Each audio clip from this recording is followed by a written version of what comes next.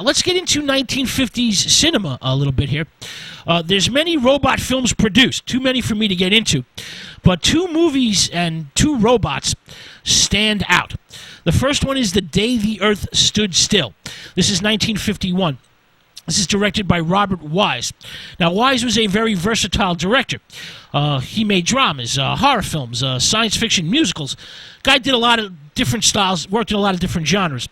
Now, this film, The Day the Earth Stood Still, is based on a pulp fiction story called Farewell to the Master that was written in 1940 by Harry Bates.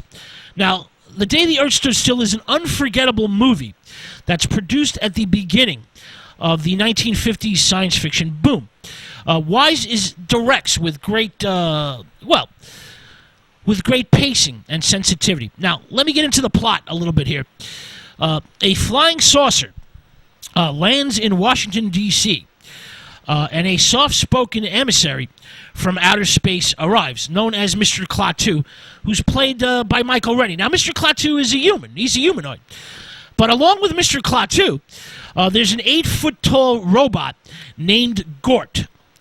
Now, before Mr. Klaatu, who's an emissary from outer space, can deliver his message, the space alien is wounded by a soldier and quickly sent to a prison hospital. Now, Mr. Klaatu promptly heals up and escapes from the prison hospital. Now, he takes the name Peter Carpenter and rents a room in a boarding house where the alien learns about ordinary people. He begins to see what human beings are really like, aside from the military. Now, Mr. Klaatu demonstrates his powers by stopping all electrical equipment all over the world at the same time. He's promptly shot again by the military, this time fatally. Now, this is where the robot comes in, because Mr. Klaatu / Peter Carpenter is resurrected from the dead by Gort, the robot. Now, Peter Carpenter, like Christ, Mr. Klaatu, Peter Carpenter, like Christ, rises again from the dead to deliver his message. This is a deliberate parallel here. Mr. Klaatu's people, his race, will not tolerate an extension of human violence into outer space. So, unless human insanity is curbed, unless we get our act together, the true masters, the robots, will reduce the planet, our Earth, to a burnt-out cinder. The robot Gort is, in fact, the true master because he's an interstellar policeman. And the humanoid species must abide by the laws of the robots. We must behave or we will get blown away. This is a controversial film because it features robot authority over humanity, mankind's submission to the rule of an uncorruptible robot police force. Now, this is a highly influential concept, and this movie is a mega hit. It's probably the biggest hit of 1951. 51's a time when television is ebbing away at box office receipts. Well, The Day the Earth Stood Still does mega box office and is shown on television for decades. It's still an event even into the 1970s to be seen on TV. All right, let's move on to the next other important robot film from the 1950s called Forbidden Planet. This is 1956. This is directed by Fred McLeod Wilcox. This is one of the most important films in the sci-fi genre. Forbidden Planet's an updated version of The Tempest, Shakespeare's The Tempest. The Prince Prospero character is known as in the film as Dr. Morbius, played by Walter Pidgeon. Morbius is an obsessive scientist living alone with his daughter, Altira, who's played by Anne Francis, on the planet Alchar 4.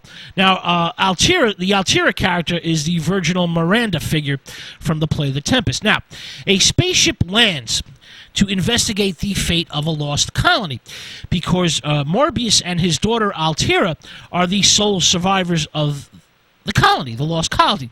Now, the robot, Robbie the robot, who's voiced by Mark Miller, is the Ariel figure from the play The Tempest. And there's a monster from the id in the film who is essentially the Caliban character from The Tempest. The monster from the id destroys its creator, Morbius/Prospero. Now, the plot is a combination of, tawdy and potent elements. It's quite sophisticated for the time because there's incestuous feelings involved in the story between Morbius and his daughter. It's a visually striking movie that features a great electronic musical score. The film was in fact unsurpassed in its special effects. It was probably the best science fiction film up until 2001 A Space Odyssey comes out in 1968, 12 years later. So Forbidden Planet is one of the true masterpieces of science fiction cinema, and the character Robbie the Robot is the most memorable character in the movie. And Robbie the Robot is the first robot movie star. Robbie becomes very, very popular, and there's a special movie, a special vehicle designed specifically for Robbie the Robot called The Invisible Boy, 1957. This is a year after Forbidden Planet. Forbidden Planet is, in fact, I think the biggest hit of 1956. And, as I mentioned, it creates a kind of sequel for Robbie the Robot called The Invisible Boy, 1957. This is directed by Herman Hoffman. The Invisible Boy is actually a very well-written children's film. It is a children's film. A 10-year-old boy, Richard Eyre, I believe, assembles a robot, Robbie, from pieces brought back from the future by a time traveler. Robbie comes under the influence of a malignant supercomputer, and Robbie the Robot helps the computer that is planning to, of course, take over the world. Now, Robbie implants electronic receivers in the brains of prominent men. But Robbie the Robot redeems himself in the last reel of the film because he ignores the computer's commands to kill the boy. And instead, the robot destroys the computer.